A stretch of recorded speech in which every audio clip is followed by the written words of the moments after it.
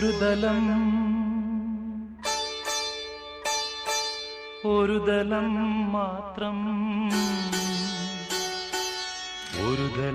മാത്രം വിടർന്നൊരു ചെമ്പനീർ മുകുളമായി നീ എന്റെ മുന്നിൽ നിന്നു.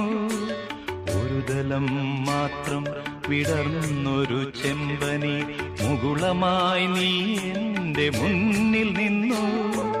തരളകപോലങ്ങൾ നുള്ളി നോവിക്കാതെ കഴുകാതെ ഞാൻ നോക്കി നിന്നു. തരളകപോലങ്ങൾ